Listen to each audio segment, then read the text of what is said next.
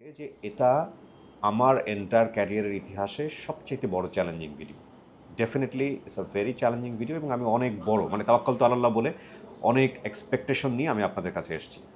আমি একটা রিকোয়েস্ট করতে চাই, আজকের এই ভিডিওটা যদি আমরা সাকসেসফুল করতে পারি with the name of almighty Allah, তাহলে এটা একটা ইতিহাস হয়ে যাবে। সো আমি আপনাদেরকে রিকোয়েস্ট করবো ভিডিওটা পুরোটা দেখতে হবে, শুধু দেখা না, পুরো ভিডিওটা শেয়ার করতে হবে আপনাদের পেজে এবং এটা নিয়ে বাংলাদেশে একটা আলোড়ন তুলতে হবে। কারণ এটা আসলে আমি যতটুকু শুনেছি ইনফরমালি ভিডিওটা শুরু করবার আগে পুলিশ ব্যুরো অফ ইনভেস্টিগেশনের জায়গা থেকে যত লেয়ারে ট্রাই করার দরকার ছিল ওনারা করেছেন, করে ওনাদেরকে মনে হয়েছে যে সোশ্যাল মিডিয়াতে মোটামুটি মাস লেভেলে এনগেজ এমন একজনকে খুঁজে বের করা দরকার যার সহযোগিতা পেলে হয়তোবা এই কেসটা সুরাহা করা সম্ভব। সেই অর্থে ওনারা আমাকে এখানে ইনভাইট করেছেন। সুতরাং আমার দর্শক যারা আছেন তাদের প্রতি আমার বিনীত অনুরোধ থাকবে যে কোনোভাবেই আপনারা ভিডিওটা স্কিপ করবেন না। কোন মায়ের সন্তানের প্রতি এটা করা হয়েছে সেটা আমরা বের করতে চাই। আসসালামু আলাইকুম প্রিয় দর্শক, আল্লাহ আমাদের সর্বাবস্থায় মঙ্গল করুন সেই শুভকামনা এবং দোয়া জানিয়ে শুরু করছি। এই মুহূর্তে আমি পুলিশ ব্যুরো অফ ইনভেস্টিগেশনের উত্তরার অফিসে, যেটা হয়তো অনেকেই অবাক করবে, অবাক করার মতোই ঘটনা। এবং কেন আমি এখানে সেটা পুরো ভিডিওটা জুড়েই থাকছে। আমি শুধু প্রথমেই বলবো যে কোনো কিছু পারসিভ না করার জন্য, কোনো কিছু পারসেপশনে না যাওয়ার জন্য। এই ভিডিওটার পেছনে একটা ছোট্ট কলের ভূমিকা আছে। আমাকে হুট করে একদিন একজন পুলিশ অফিসার উনি আমাকে কল করলেন, ওনার নাম মোশাররফ। তো এখানে উনি দায়িত্বরত আছেন। তো উনি বেসিক্যালি আমাকে ফোন করে একদিন বললেন যে এই ঘটনা আমরা আপনাকে চাচ্ছি এই বিষয়ে।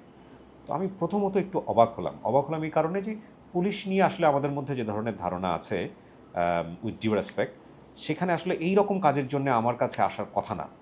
তো আমি ওনাকে বললাম যে আমাকে লিখিত দিতে হবে বা আমাকে একটা মেইল করতে হবে, কারণ আমার বিশ্বাস হচ্ছিল না বিষয়টা নিয়ে।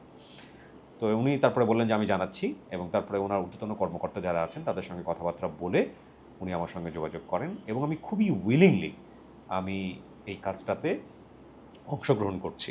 এবং আমার কাছে মনে হয়েছে এটা আমার জায়গা থেকে এটা একটা বিশাল সামাজিক দায়িত্ব। ডেফিনেটলি ভিডিওর এই পর্যায়ে আমি যাকে পরিচয় করিয়ে দেব উনি হচ্ছেন পিবিআইয়ের এই শাখার এসপি ঢাকা জেলার মোহাম্মদ কুদরতি খোদা, তিনি আমার সঙ্গে আছেন। আসসালামু আলাইকুম। জি, এই কেসটা নিয়ে আপনারা লড়ছেন বা আপনারা সময় ক্ষেপণ করেছেন কতদিন? ধন্যবাদ আপনাকে। আসসালামু আলাইকুম। আসলে আপনারা ইতিমধ্যে জেনেছেন যে পুলিশ ব্যুরো অফ ইনভেস্টিগেশন সবসময় পুরাতন মামলা, ক্লুলেস হত্যাকাণ্ড এবং যে মামলাগুলো রহস্য উদ্ঘাটন হয় না, দীর্ঘদিন ধরে পেন্ডিং থাকে, এরকম পুরাতন মামলা, নারাজির মামলা নিয়ে আমরা কাজ করে থাকি। তো সবসময় আমরা যে কাজগুলি করি সেটি হচ্ছে ওই যেগুলো খুব লোমহর্ষক ঘটনা থাকে, যে হত্যাকাণ্ডের কোনো ক্লু থাকে না, এবং এটা দীর্ঘদিন ধরে বিভিন্ন সংস্থা কাজ করবার পরে যখন একটা সময় মানুষ হয়ে যায়, হতাশ হয়ে যায় যে এটা থেকে হয়তো কোনো ফলাফল আসবে না, আগ্রহ হারিয়ে ফেলে, সেই ইস্যু নিয়ে আমরা কাজ করে থাকি। তো আমাদের আজকের যে বিষয়টি, এটি হচ্ছে 2022 সালের 24শে জানুয়ারি দিবাগত রাতে আমরা ধারণা করছি। কারণ যিনি নারী ভিকটিম, ইনাকে হত্যা করে ইনার দেহটাকে 3টি খণ্ডে খণ্ডিত করা হয়। কোমর থেকে পায়ের অংশ একটি খণ্ড করা হয়, আর কোমর থেকে গলা পর্যন্ত আরেকটি খণ্ড করা হয়, এবং গলার সঙ্গে আরেকটি হাত নিয়ে, অর্থাৎ গলা থেকে মাথা এই অংশ এবং আরেকটি হাত নিয়ে এই অংশটিকে আরেকটি জায়গায় ফেলা হয়। আর 3টি খণ্ড 3 জায়গায় পাওয়া যায়। এই দেহটিকে 3 টুকরা করে 3 জায়গায় ফেলা হয়। একটি হচ্ছে সাভার থানা, ঢাকা জেলার সাভার থানাধীন একটি প্রত্যন্ত গ্রামে আপনার একটি ড্রেনের মধ্যে, নর্দমার মধ্যে ফেলা হয়। সেটি হচ্ছে কোমর থেকে গলা পর্যন্ত যে অংশ, মাঝের যে অংশ। আর পা থেকে, কোমর থেকে পায়ের যে অংশ, এই অংশটি অক্ষত ছিল যখন আমরা লাশের সন্ধান পাই। এই অংশটি ফেলা হয় ধামরাই, একটি প্রত্যন্ত গ্রামের মধ্যে, রাস্তার পাশে, ব্রিকফিল্ডের ইট যে জড়ো করা থাকে তার একটি পাশে।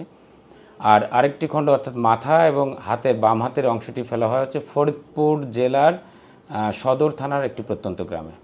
তো 3টি খণ্ড যখন উদ্ঘাটিত হয় বা পাওয়া যায়, উৎসুক জনতা যখন দেখতে পান তখন ভিড় করেন, পুলিশকে সংবাদ দেন। যথারীতি পুলিশ এসে ওই খণ্ডিত অংশ উদ্ধার করে থানায় নিয়ে মামলা দায়ের করেন অজ্ঞাত আসামিকে উল্লেখ করে। আসলে কে বা কারা খুন করেছেন এটা তো জানা ছিল না, বা জানা এখন পর্যন্ত আমরা জানি না।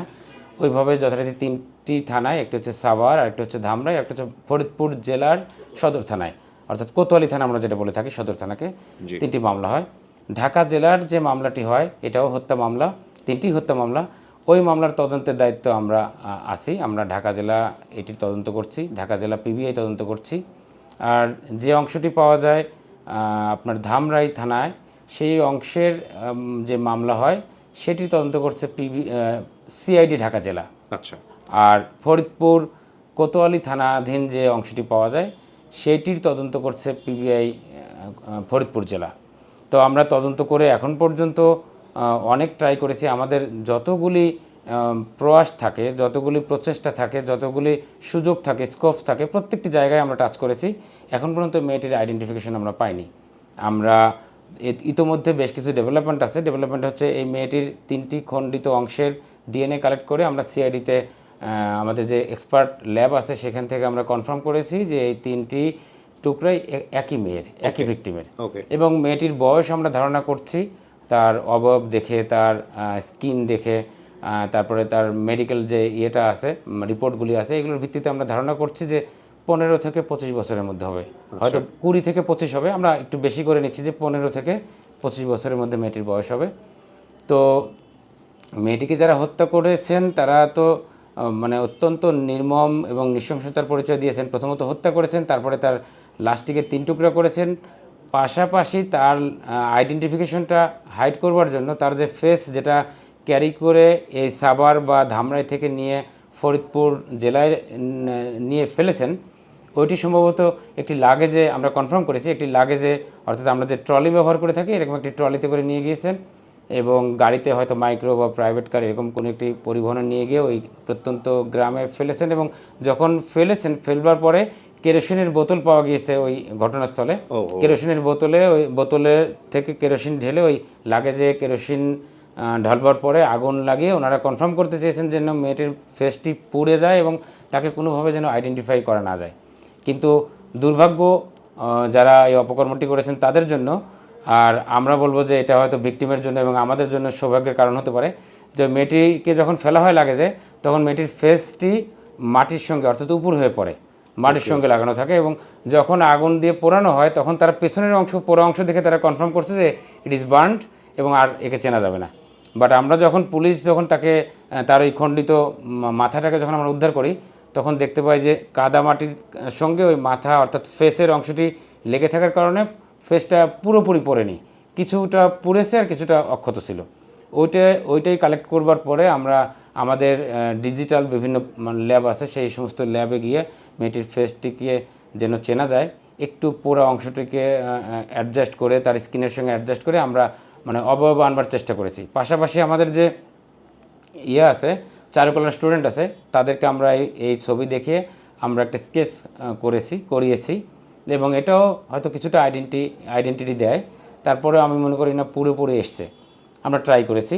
আমরা যতগুলি মানে স্কোপস আছে, এভিনিউজ আছে, প্রত্যেকটা এভিনিউজ আমরা কভার করার চেষ্টা করছি। আমি আপনাকে একটু একটু করে বলি। যেমন আমরা যখন এই ঘটনা 2022 সালে, তখন পদ্মা সেতু উদ্বোধন হয়নি। আমরা ধরে নিচ্ছি যে এই এলাকায় ঘটনাটি ঘটিয়ে মাইক্রো প্রাইভেট কার বা অন্য কোনো গাড়িতে জিপে করে, যে কোনো একটি গাড়িতে করে হয়তো তাকে ফরিদপুরে নিয়ে যাওয়া হয়েছে। ফেরিঘাটে আপনি জেনে থাকবেন হয়তো যে ফেরিঘাটে যখন গাড়ি পারাপার হয় তখন একটা রেজিস্টার মেনটেন করা হয়, গাড়ির 4 ডিজিট, অর্থাৎ শেষের 4 ডিজিট এন্ট্রি করা হয়। আমরা ওই ঘাটের যে কর্তৃপক্ষ আছে তাদের সঙ্গে যোগাযোগ করে আমার এই মামলার যে তদন্তকারী কর্মকর্তা তাকে প্রেরণ করে আমরা অ্যাপ্লিকেশন করে তাকে গাইডলাইন দিয়ে ওইখান থেকে রেজিস্টার সংগ্রহ করেছি। এবং যতগুলি গাড়ি ওই ঘটনার রাতে ওপার গিয়েছে এবং ওপার থেকে এবার এসছে, অর্থাৎ আমাদের ঢাকা থেকে বা মানিকগঞ্জ থেকে ফরিদপুর বা ওই রাজবাড়ী ওই বেল্টে গিয়েছে, আবার ওই বেল্ট থেকে যতগুলি ফেরি পার হয়ে এপার আসছে, আমরা প্রত্যেকটি গাড়ির তথ্য নিয়েছি এবং এই তথ্যের ভিত্তিতে আমরা বিআরটিএতে মানে তথ্য সংগ্রহ করার চেষ্টা করছি যে কতগুলি মাইক্রো, কতগুলি প্রাইভেট কার এবং মালিককে, এটা আমরা আমাদের এই প্রক্রিয়া চলমান। পাশাপাশি বিজিএমের যে সভাপতি সেক্রেটারি মহোদয় আছেন ওনাদের সঙ্গে আমরা যোগাযোগ করেছি, ওনাদেরকে আমরা ফর্মালি জানিয়ে আমরা ওনাদেরকে কনভিন্স করেছি এবং আমি ওনাদের ধন্যবাদ জানাতে চাই। ওনারা খুব স্পন্টেনিয়াসলি রেসপন্স করেছেন এবং আমাদের সহযোগিতা করবার জন্য ওনারা মিটিং কল করেছিলেন। ওনারা প্রত্যেকটি গার্মেন্টসে আমরা যে একটি লিফলেট করেছি, বিভিন্ন জায়গায় প্রচার করেছি, আমরা বাসের সঙ্গে পেস্ট করে দিয়েছি, তারপর বাস স্ট্যান্ডে পেস্ট করে দিয়েছি, লোকালিটি অর্থাৎ সাভার, ধামরাই, এই সমস্ত জায়গায় যে জায়গায় বাস স্ট্যান্ড যেখানে যাত্রী বসে, যাত্রী ছাউনি, সেই জায়গায় আমরা পেস্ট করে দিয়েছি। এভাবে আমরা আমাদের বিভিন্নভাবে প্রয়াস চালিয়েছি। আমরা বিভিন্ন জায়গায় পত্রিকার মধ্যে দিয়ে দিয়েছি। তো ওই লিফলেট এবং সফট কপি আমরা বিজিএমের সভাপতি সাধারণ সম্পাদক মহোদয়ের কাছে দিয়েছি। ওনারা একটি পরিপত্র জারি করেছেন, একটি নির্দেশনা জারি করেছেন প্রত্যেকটি গার্মেন্টসের এইচআরের কাছে, কর্তৃপক্ষের কাছে, যে তারা যেন তাদের যে মিসিং কর্মী আছে অর্থাৎ নারী কর্মী ওই নির্দিষ্ট সময়ের আগে পরে সেই কর্মীর তথ্য তারা সংগ্রহ করবেন, বা তাদের কাছে যে তথ্যটি আছে সেই তথ্য আমাদের সঙ্গে শেয়ার করবেন। এবং আমরা তাদের যে ছবিটি দিয়েছি, এই মিসিং যে নারী যাকে আমরা সন্ধান করছি, তার যতটুকু অবয়ব আমাদের কাছে আছে, এটা যতটুকু আমরা ক্লিয়ার করতে পেরেছি, এই ছবি, এটা সফট কপি এবং হার্ড কপি তাদেরকে আমরা দিয়েছি। ওনারা নির্দেশনা দিয়েছেন গার্মেন্টস কর্তৃপক্ষকে, প্রত্যেকটি গার্মেন্টসে যে জায়গা ভিজিবল, যে জায়গায় শ্রমিকরা দেখেন নোটিশ বোর্ড আছে, এই জায়গায় যেন টাঙিয়ে দেওয়া হয়। এবং কোনো ইনফরমেশন যদি পাওয়া যায়, কোনো শ্রমিক যদি মনে করেন যে হ্যাঁ তার সহকর্মী অথবা তার পরিচিত, তাহলে আমাদের যেন তথ্য দেন। ইভেন তাদেরও একটি নাম্বার দেওয়া আছে বিজিএমের, এবং একজন কনসার্ন অফিসারের নাম দেওয়া আছে, তার সঙ্গেও যোগাযোগ করতে বলা হয়েছে। এটি আরেকটি প্রয়াস। আমরা এই সাভার অর্থাৎ ঢাকা জেলা, ঢাকা জেলার ধামরাই থানা, সাভার থানা, মানিকগঞ্জ জেলা, গাজীপুর জেলা, নারায়ণগঞ্জ জেলা, যে জেলাগুলোর ইন্ডাস্ট্রিয়াল মানে আছে, শ্রমিক বেশি কাজ করে, এই জেলাগুলির সমস্ত থানার আমরা মিসিং জিডির ইনফরমেশনগুলো কালেক্ট করেছি এবং এখনও আমাদের কার্যক্রম চলমান। এছাড়া ফরিদপুর জেলা এবং ওই দক্ষিণ অঞ্চলের যে জেলাগুলি আছে, যশোর, খুলনা, সাতক্ষীরা, বাগেরহাট, এই জেলাগুলির আমরা মিসিং জিডির তথ্য সংগ্রহ করছি। এবং আমরা পর্যায়ক্রমে প্ল্যান করেছি যে বাংলাদেশের 600 জেলারই যে মিসিং জিডি ওই সময় নির্দিষ্ট সময়, সেই মানে 64টি জেলার 600 থানারই আমরা মিসিং জিডির তথ্য সংগ্রহ করব। পাশাপাশি আমরা আপনাকে ইনভাইট করেছি যে আপনার মাধ্যমে, যেহেতু একটা মানে আমাদের বর্তমান সোশ্যাল প্ল্যাটফর্ম একটি বড় প্ল্যাটফর্ম, এখানে আমরা অনেক সাকসেস দেখি, অনেক প্রতিবাদ দেখি, অনেক অ্যাচিভমেন্ট দেখি, যার কারণে আমরা মনে করেছি যে আপনার মাধ্যমে যদি আমরা আমাদের দেশের প্রিয় নাগরিক সমাজকে যদি আহ্বান করি, ওনারা যদি এই বিষয়টি আন্তরিকভাবে নেন, এবং কারো না কারো তো আত্মীয়, এই মেয়েটি কারো সন্তান, কারো বোন, কারো স্ত্রী হতে পারে, তাহলে তার পরিচিত ফেস দেখলে কেউ না কেউ চিনতে পারেন। যদি আমাদের সম্মানিত নাগরিকবৃন্দ এগিয়ে আসেন এবং কেউ যদি চিনতে পারেন, আইডেন্টিফাই করতে পারেন এবং আমাদের যদি তথ্য দেন, তাহলে আমরা মেয়েটিকে আইডেন্টিফাই করতে পারলে মেয়ে কী করতেন, এই ভিকটিম কী করতেন, স্টুডেন্ট ছিলেন না চাকরিজীবী ছিলেন না হাউসওয়াইফ ছিলেন, যখন আমরা তার আইডেন্টিফিকেশন পাবো, তখন তার কাছের মানুষজনকে পাবো এবং তার সঙ্গে কারা ক্লোজ ছিলেন তাদেরকে পাবো। এইভাবে আমরা মানে এই যে তার যে ঘটনা, অর্থাৎ এই হত্যার পেছনে কারা জড়িত, কাদের মোটিভ ছিল, তাহলে আমরা প্রকৃত সত্যটি উদ্ঘাটন করব, এই আশাবাদ নিয়েই আমি আপনাকে এখানে আমন্ত্রণ করেছি। অনেক ধন্যবাদ কুতুব ভাই। আপনাদের একটু ফাইলগুলো আমরা আমাদের দর্শকদের একটু দেখাতে চাই, যে আপনি পুরোটা দেখান, আমার যেটা হাইড করার আমি হাইড করে দিব, কোনো সমস্যা নাই। কিভাবে কি গিয়েছে, এই হচ্ছে আমরা এইভাবে লিফলেট করেছি, আমরা বিভিন্ন জায়গায় এগুলি প্রচার করছি। এই যে মাথা, এখানে একটি যে ব্রিফকেসে, এই ব্রিফকেসটা পুরো অবস্থায় পাওয়া পুরো অবস্থায় যে এই মাথা, জি, মাথা এবং হাতের অংশ পুড়ে যায়। মাথাটি আপনার উল্টানো ছিল, মাটির দিকে লাগানো ছিল, যার কারণে পুরোপুরি বার্ন হয়নি, পড়েনি। এবং পুরো আমরা যেটা পেয়েছি পরবর্তীতে এটা এই অবস্থা। জি। আর এছাড়া মেয়েটির মানে অবশ্যই কোনো সমস্যা না, আপনি দেখান। আমি এগুলো তো আমি এই যে মাঝের যে অংশ, যেটি একটি ড্রেনে পাওয়া গিয়েছিল, ড্রেনের পানির মধ্যে, নর্দমার মধ্যে, এটা ডিকম্পোস্ট হয়ে গিয়েছিল, যার কারণে ওনার ফিঙ্গারপ্রিন্ট থেকে, আমাদের একটি প্রভিশন আছে যে কোনো মানুষের ফিঙ্গারপ্রিন্ট যদি ইনটেক্ট থাকে, অক্ষত থাকে, তাহলে ফিঙ্গারপ্রিন্ট ম্যাচ করে আমরা আপনার আইডেন্টিটি, আমার আইডেন্টিটি আমরা বের করতে পারি।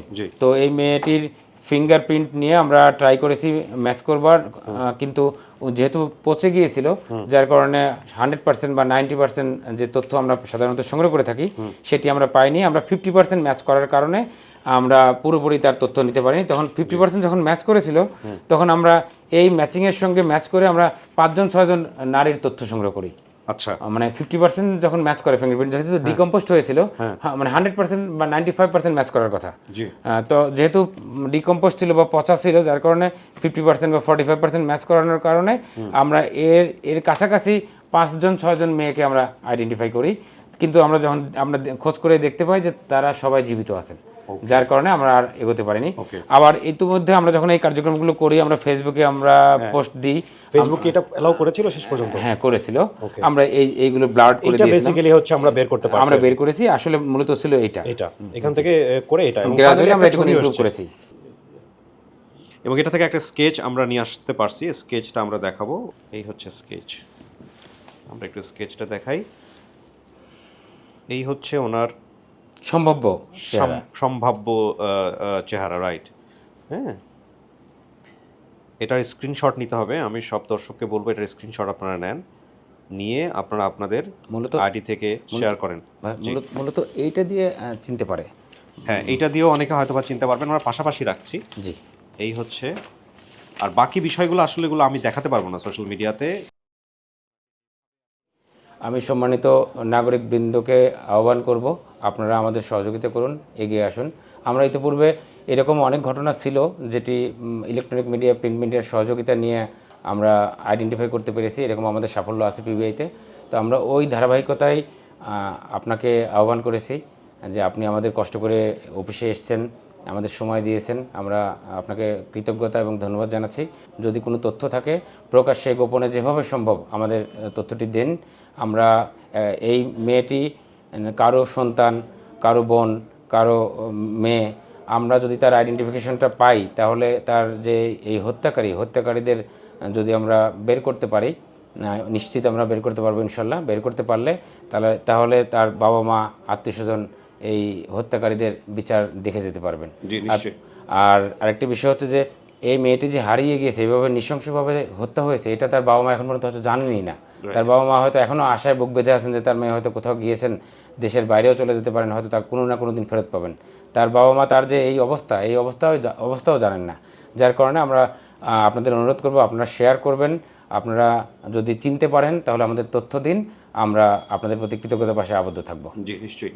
আমার সুপ্রিয় দর্শক এবং শ্রোতা, আমি আসলে এখানে যেই বিষয়গুলো দেখেছি ফাইলের ভেতরে, সেগুলো আমি সত্য কথা বলতে যেটা যে স্ক্রিনে আপনাদেরকে দেখাতে পারবো না। স্ক্রিনে দেখানোর সুযোগ নাই, ফেসবুক পলিসিতে সুযোগ নাই, ইউটিউব পলিসিতে সুযোগ নাই, এবং দেখালে ভিডিওটা রাখতে দিবে না কমিউনিটি গাইডলাইন থেকে।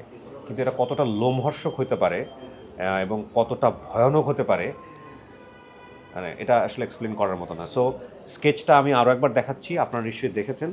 এই হচ্ছে স্কেচ। হ্যাঁ, ধারণা করা হচ্ছে ওনার চেহারা এরকম। এই স্কেচ থেকে আপনারা ধারণা করবেন যে এটা। আর আমরা একদম পলিশ একটা ছবি আনতে পেরেছি ওনার মানে মাথার যা অংশটু থেকে, এটা দেখেও হয়তো বা অনেকে ধারণা করতে পারেন। তো আমি সবাইকে রিকোয়েস্ট করব যে আপনারা আপনাদের জায়গা থেকে কাজ করুন, এবং একই সাথে আমি ধন্যবাদ জানাই মোশাররফ ভাইকে যে উনি আমাকে ফোন দিয়েছিলেন, এখানকার ইন্সপেক্টর হিসেবে আছেন, এবং আনোয়ার ভাই উনি হচ্ছেন এটার সাব ইন্সপেক্টর, আমরা যেটাকে বলি ইনভেস্টিগেশন অফিসার হিসেবে আছেন এই কেসে। তো আমরা অনুরোধ করব যে যেহেতু 22 সালের জানুয়ারি মাসের 24 তারিখের ঘটনা বা 25 তারিখের ঘটনা, তাহলে 22 তারিখের জানুয়ারি থেকে আমি যদি 15 দিন আগে যাই, অর্থাৎ 21 সালের ডিসেম্বরের 15 ডিসেম্বর থেকে 22 সালের জানুয়ারির হয়তো 15 তারিখ অথবা পুরো জানুয়ারি, এই সময়টা যদি কারো আত্মীয়স্বজন মিসিং থাকেন তাহলে তারাও যদি আপনাকে তথ্য দেন তাহলে কিন্তু এটা লাভ হবে। রাইট। সো এইটা হচ্ছে ফাইনালি ওনার আমরা যে স্কেচটা বের করতে পেরেছি সেটা। সো এই ভিডিওটা একটা আলোড়ন তুলুক সারা বাংলাদেশে, এবং এটাকে আমরা সাকসেস করতে চাই। কেউ যদি চেনেন যে না এটা ইনি আমার প্রতিবেশী ছিল, আমি ওনাকে চিনি, সবাইকে আমাদের এক হয়ে কাজ করতে হবে। সো প্লিজ এই কাজটা আপনারা করবেন, এই রিকোয়েস্ট রেখে, অবশ্যই বাংলাদেশ পুলিশের পক্ষ থেকে রিকোয়েস্ট, আমার পক্ষ থেকে রিকোয়েস্ট রেখে আমরা শেষ করতে চাই ভিডিওটা একটা ভালো সংবাদের প্রত্যাশায় শেষ করছি। আসসালামু আলাইকুম।